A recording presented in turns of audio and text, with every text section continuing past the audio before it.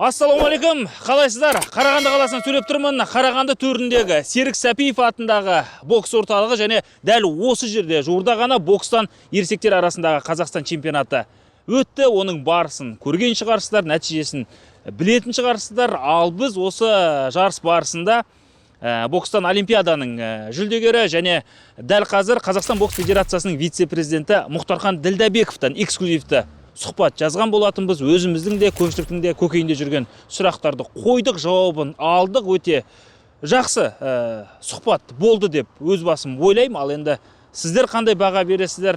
Алдағы минуттарда көріңіздер және астына пікір қалдырыңыздар. Ендеше уақыттарыңызды алмай сол эксклюзивті сұхбатты сіздердің назарға ұсынайын. Кеттік.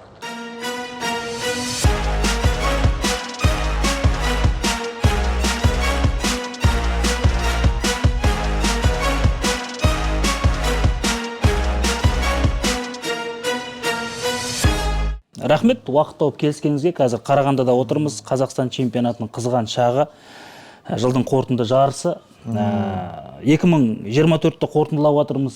Сіз қандай баға бересіз? Қазақ бокс үшін қандай жыл болды 24-ті? 2024 жыл олимпиада жылы еді.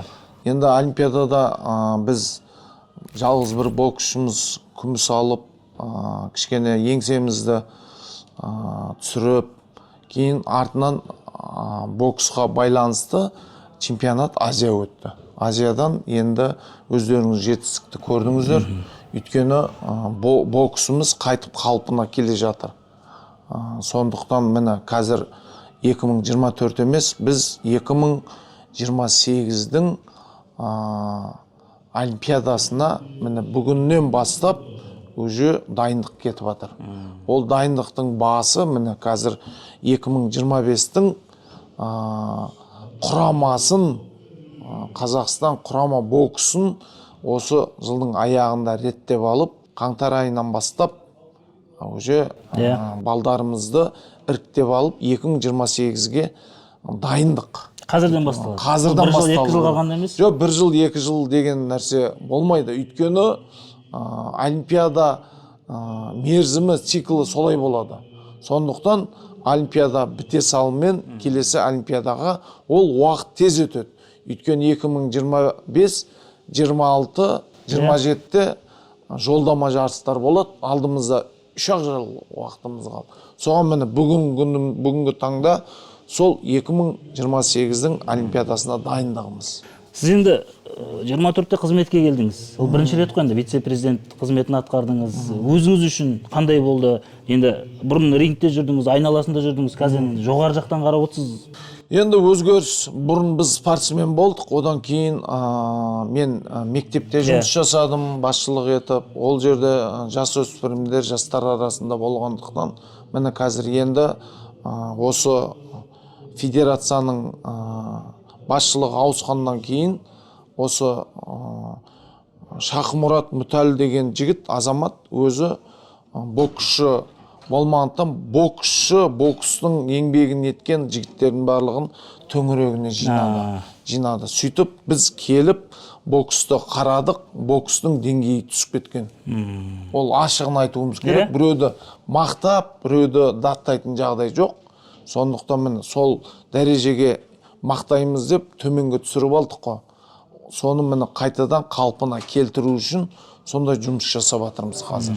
Ол енді ерекше. Ол бұлай шаршалаңның жанында жүрген, одан кейін бұлайша айтқан кезде бапкерлік болып жүрген, мектептің басшылық болып жүргенмен бұл федерацияда қызмет жасаған ерекше.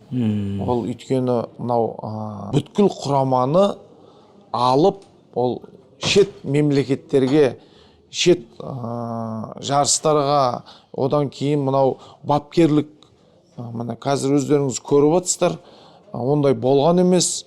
Қазір біздің құрамамызға шет мемлекеттен мамандарды тартып алып кеп, даже мынау тамағына шөр қалай жаттығу жасайтын, қалай ұйықтайтын, қалай тұратынына шүр, соның барлығын қадағалап жатырық.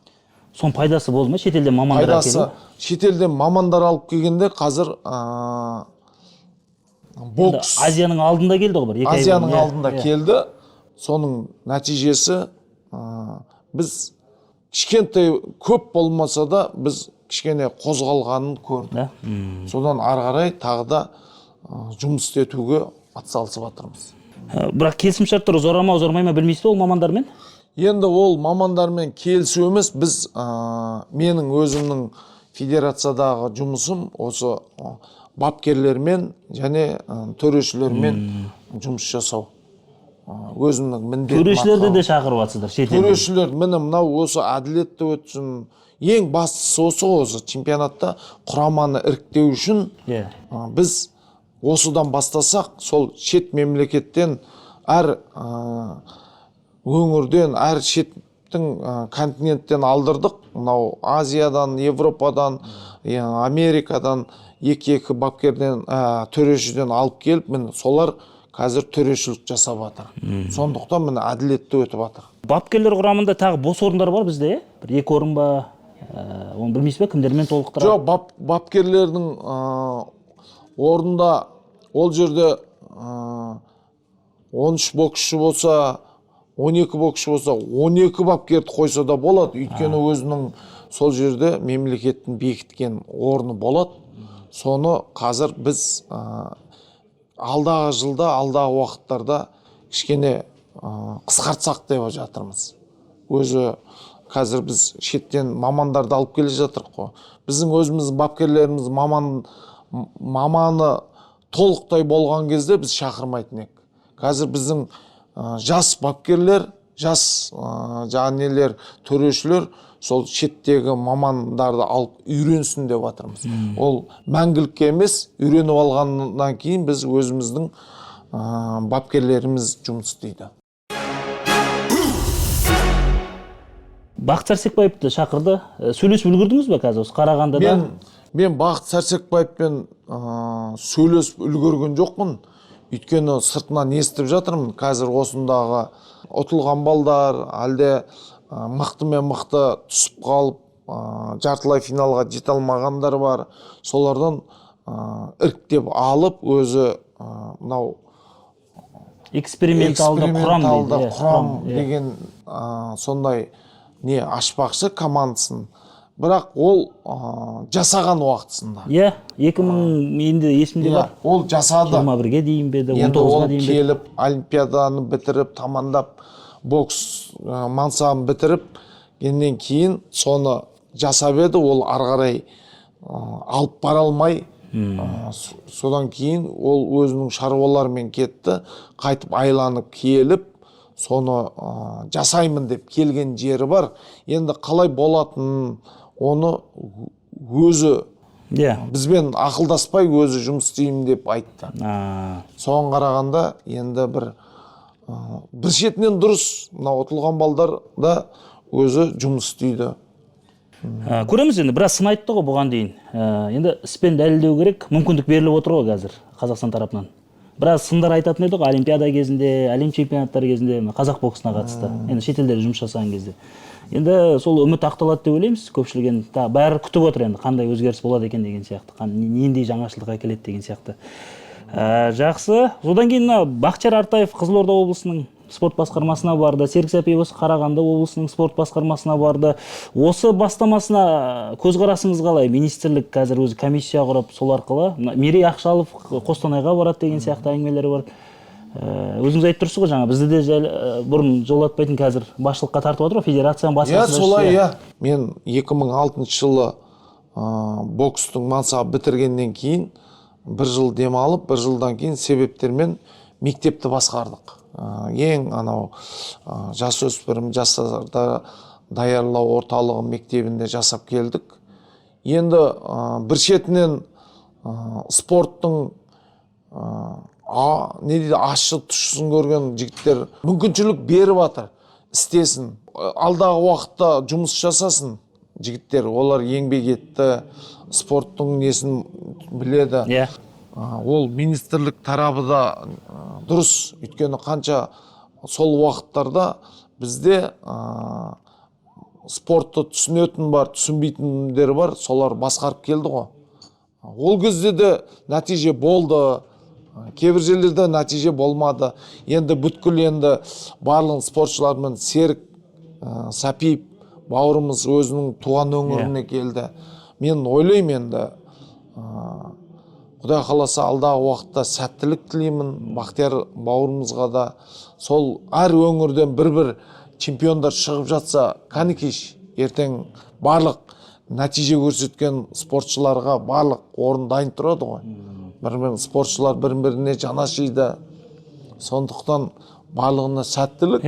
Көреміз енді. Мен де көп көтеретінмін, өйткені спортқа қатысы жоқ адамдар отырды. Кейбір облыстарда қаржыгер, бір облыстарда мұғалім, педагог деген сияқты. Бір облыстарда мұғалім, докторлар да отырды ғой. Докторлар. Әр маман өзінің саласын басқару керек қой. Дұрыс айтасыз, Сол сияқты барлығына сәттілік тілеймін. Енді министрлік тарапынан дұрыс жасап жатыр деп ойлаймыз. Көреміз енді, уақыт көрсетеді. Мақсат енді ол жігіттердің барлығы жайдан жай чемпион болған жоқ қой. Еңбек етіп, сондай ауылды жерден енді қай азамат болсын, азаматша болсын, бір өңірді басқарып жатса, ауылды жерлерге көңіл бөледі деген ой болады. Ауылды жерлерде небір қайратты, күшті, жаңағы жүректі, білекті жігіттер сол ауыл жерде де ойлаймын. Солардың барлығына мүмкіншілік беріп, одан кейін қазір аудан, ауылды жерлердің барлығында зал, спорт кешендері кішкентай болса да ашып, спорттық жабдықтардың барлығын жеткізіп беріп, мен өзім осы Қарағанды облысында бір 3-4 аудандық жерлеріне барып шықтым, керемет. Жас балдардың қызығушылығы барлығы. Қызметке келген кезде кішкене боксты құлдыратып жүрген байқадым дедіңіз ғой? Не дұрыс жүргізілмеген, қай бағыттар ақсап қалған, сосын қайда жылжуымыз керек, өзіңіз жаңағы не түйіп, қалай дамытқан дұрыс? Бокста қай салада болсын резерв болу керек. Дұрыс па? Резерв жоқ бұл жерде. Дұрыс айтасыз. Болмаған. Дұрыс емес па мен қазір?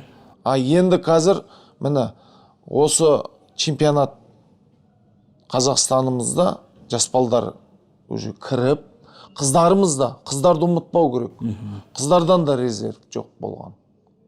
Қыздардан да қазір мынау Сайдалин, Елдос қанша қыздарды реттеді. Кешегі Азиямыздың өзінде қанша алтындарды әперді. Енді мына қараңыз, бізде ересектер бар. Одан кейін жастар енді қазір 18-19 жастағы жастар ғой, кеше Будвада тарихи нәтиже тіркеген. Одан кейін жоқ қой, білесіз ба? Мен қазір мынау ересектер болады.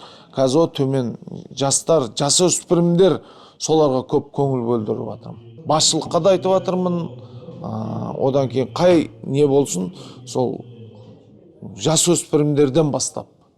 Не дейді, анау кіші жасөспірім деген солардың барлығына алдыңғы уақытта көңіл болмаған оларға.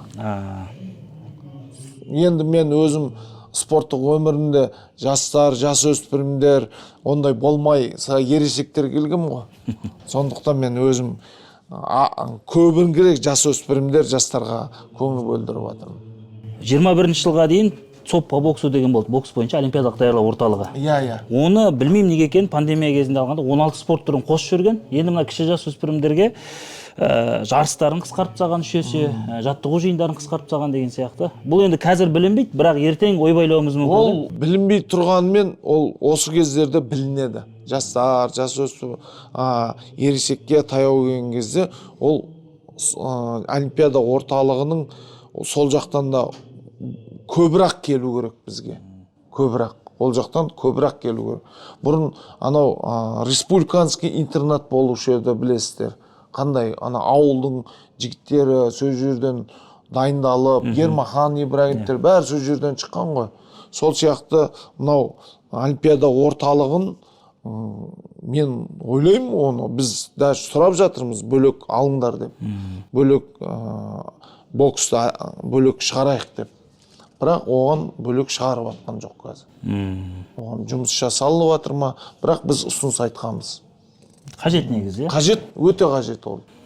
Ол жерде Олимпиада орталығында білесіз ғой, ол жерде қандай өздерінің жарыстары, өздерінің жаңағы арнайы топ болады. Оларды тамақтан бөлек ерекше дайындайды ол жерде. Иә.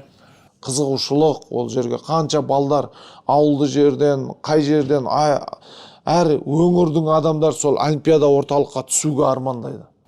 Дәл осындай орталықтар, қоса кетейін, көрші Ресейде бар, Өзбекстан мен Кубада да осы резерв дайындығы ерекше мән беріледі, бөлек орталықтар жұмыс жасап жатыр. Негізінен бәсекеге қабілетті боламыз десек, осы бізді назардан тыс қалдырмау керек деп ойлаймын. Министрлік бар, басқа да ведомстволар бар, ескеру керек. Қазіргі бокс туралы енді көп айтуға болады, бірақ сізден енді ауыр салмақтарды сұрағымыз келеді. Аса ауыр салмақ, Айбек келіп жатыр. Сіз енді Азия чемпионатында көрдіңіз, оның аяқ алысы қалай? Сосын мына жерде де балалар шығып жатыр ғой. Бәсекелестік бар ма, жоқ па? Сіз өзіңіз не байқадыңыз? Бәсекелестік мен кеше көрдім. Айбекті көрдім. Айбекке кеңес бердім. Айбек тыңдайтын жігіт. Кеңес бергенде, ақыл кеңес берген кезде тыңдап, орындап шықты деп ойлаймын. Өйткені оған әлі Олимпиадаға шейін көп жұмыс керек. Тек бұл жарыс Азиямен тоқтап қалмау керек. Алда әлем біріншілігі бар, Азия ойындары бар. Соған мен өзімнің жеке ойым, оған көп әлі жұмыс керек. Ол өйткені ауыр салмаққа осы жол ауысты ғой. Бірінші рет. Бірінші рет. Ауысты, сразу Азияға барды. Өйткені салмағы, оны кішкентай деп те айтсақ болмайды, дәу деп те айта алмаймыз. Өйткені мен ауыр салмақта бокстасқан кезде менің салмағым жетпеуші еді. 88 болып ауыр салмақта бокстасушы едім. Тоғанбай Сағындық бар. Ол да 91-ге, 92-ге жақсы оның несі. Оған да енді былайша айтқан кезде бізде ауыр салмақта көп бала жоқ. Көп деп айта алмаймыз.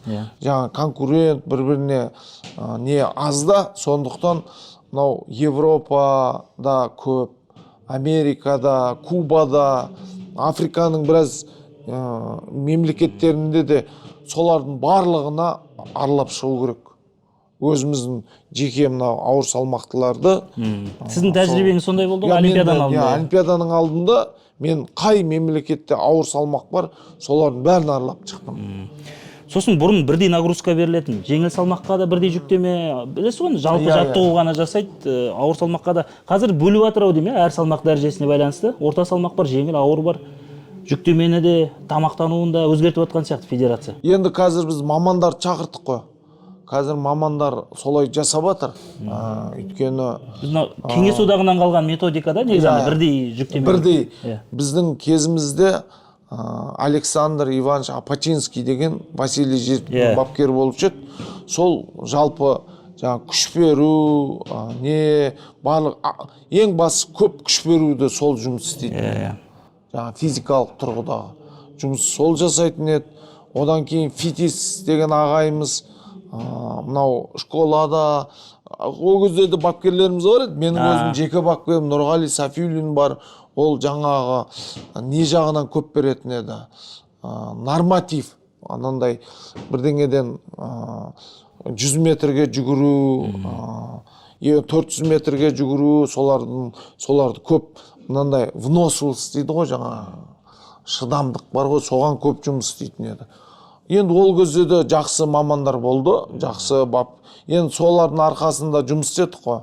Өйткені ол кезде біздің бас бапкеріміз Еділов Тұрсын болушы еді. Ол Тұрсын Еділов ағамыз көп ізденуші еді. Басқа Кубаның бапкерлерімен, мына Ресей, өзбегі болды. Бірақ өзбектермен жоқ, өйткені өзбектер олар бізбен бізден алушы еді көп. Иә, ол кезде солай болды. Сол енді 96 жылғы Олимпиададан кейін 2000 жылғы Олимпиада нәтижесі дұрыс болды.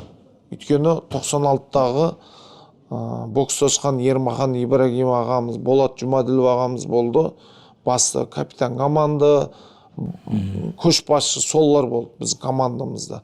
Қалғанымен ортадан жастардан келген Бекзат Саттарханов пен Олжас Оразалиев, одан кейін Кәрімжанов болушы еді.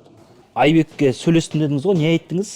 Финалдың алдында ма, әлде жартылай финалдың алдында ма? Мен жартылай финалда бірінші кездесу шықты. Өзбекстанның Закиров деген менің досым, қарсыласымның баласы. Ойладым, сырттай барлығымыз оны мықты деп ойлап жүрген ғой.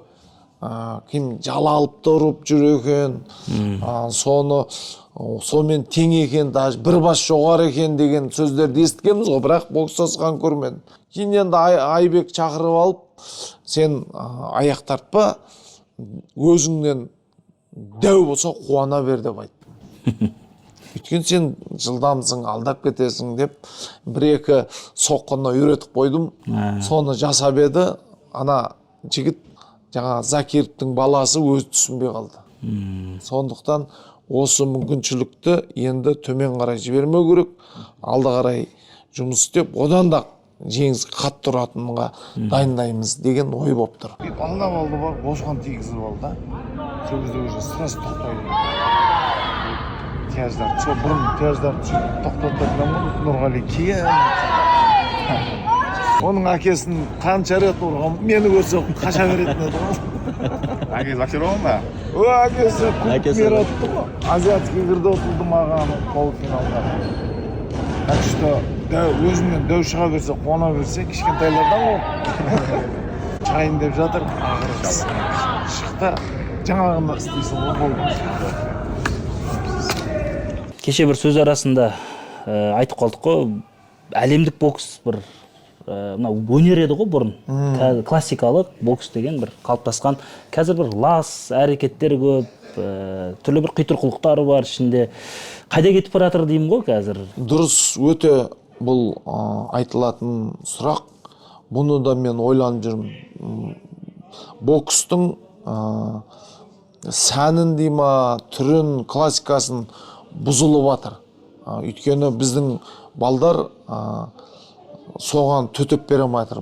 Бұзылып, жаңа бокс кірленіп баратқан. Енді соған қарсы жұмыс істейін десек, ол ондайға біздің абыройымызға, біздің мынандай жігітшілігімізге балдардан сұрадық қой, анау істеп алды, ол ұят қой дегенге келтіріп жатыр да. Сондықтан бұл алдағы уақытқа реттеледі. Ол тазаланады әлі. Өйткені бір не дейді, правиласы әлде сондай шығады. Жаңағы школа қойылады оған әлі, алдағы уақытта. Әлемдік бокста ма? Әлемде бокста қойылады ол. Бізге оған бейімделіп керек емес. Ол бейімделіп көреміз. Бокс қалай болды? Бокс деген ол дүние жүзінің бәрі жақсы көреді бокс деген нәрсені. Кешеде жаңа профессионал бокста көріп отырсыздар ғой, кім Усик жаңа ғана Фьюримен бокстасқан, Фьюридің боксы қандай кірлеу. Усиктікі әдемі бокс. Ол да Кеңес одағының мектебі ғой. Кеңес одағының несі. Сондықтан мен жеңісті Усикке берді. Ана жасанды интеллект беріп жатыр ма? Жасанды. Вот соның барлығын адам ойлану керек та. Не үшін берді оған, не үшін, қандай, немен берілді. Әдемі бокс көрсетті, міне халық ештеңе дей алмады. Анау Фьюри Тайсон деген мен ұттым деп жүр, ол клондық несімен. Клоундық дейсіз ғой, ондай лас әрекеттің бәрі. Лас әрекеттің бәрі клоундық. Өмірге келіп, сондай бір не жасағандықтан, жасағасын әдемі болып жасап, беріп кету керек. Сондықтан бізде балдарды айтып жатырық. Бокс өзі сызылған ғой, өзі қандай стойкада тұру, қалай ұру, ережесін барлығын. Солардың бәрін тамаша істеп, соның еңбегін етіп жасаса, ол әр уақытта чемпион болады. Бізді бокста осы өткен олимпийский чемпионда біреуіміз бүйтіп не дейді, ласпен ешқайсы отқан жоқ қой. Бастап Василий Жиров қандай боксшы болды, Ермахан әдемі боксшы болды. Болат Жұмадилов ағамызды айтыңыз. Кәдімгідей бокстың кітабымен бокстасып шықты. Бақтияр Артаев, Бекзат марқұмды айтыңыз, қандай бокс көрсетіп кетті. Бұл олимпиадада білмедім енді. Сондай олимпиада болып өтті, бірақ алдағы уақытта ондай олимпиада болмайды деген ойдамын өзім. Бекзат Саттарханов Қазақтан шыққан тұңғыш олимпиада чемпионы. Міне Бекзат бауырға бұйырған екен осындай бақыт. 25-те World Boxingтің енді әлем чемпионаты деп бүкіл ақпарат құралдары шулатып отыр ғой қазір. Ливерпульда болады екен, қателеспесем, мамыр айында ма, сол шама көктем. Енді қазір нақты белгіленген жоқ, бірақ болжам болып жатыр. Енді нақты белгілейді. Біз енді соңғы әлем чемпионатында 4 алтын алдық қой. 23-те өтті. Соны бір қайталай аламыз ба деймін ғой? Осы реформалар жемісін беріп үлгере ме, әлде олар қысқа уақыт па тым? Ливерпульға өзіңіздің болжамыңыз деймін ғой, қалай көріп тұрсыз нәтижелерді? Болжам неге қайталамасқа? Қайталаймыз. Чемпионатымыз өтіп жатыр. Өйткені кеше Азиядан келген балдарымыз демалып жатыр. Өйткені соның ішінен бірін-бірімен қазір біз спарринг өткіземіз. Ең мықтысы таңдалынады. Қазір бір мықтыларымыз келді ғой. Енді мұнаяқтан тағы мықтыларды, екі мықтылы спарринг өткізсек, мықтыдан мықты шығады. Соны жаңағы мамандарымызбен бірге барлығымыз бірігіп бір жұдықтай болып барсақ, қайталамасқа неге? Қайталаймыз. Ниет, ең бастысы ниет дұрыс болу керек. Одан кейін жаңа айтып отырсыз 28-ге қазірден бастап қарбалас басталды. Біз енді ұзақ күтіп қалдық алтынды, білесіз, 8 жылдық пауза болып еді, енді 12 жыл күтейін деп отырмыз. Тағы да сенім бар ма, жалпы қазірден қалай көресіз деймін ғой? Бұның бәрі еңбек қой. Еңбек барын жеңбек демекші. Еңбек еткеннен кейін бір алла бар. Ол еңбектің арқасында ол көзі біз 2 алтын, 2 күмісті бір базарда тұрған нәрсені сатып алған жоқпыз ғой. Еңбек етіп алдық қой. Сол сияқты мынау еңбектің барлығы қайтып еңбектелініп жатыр.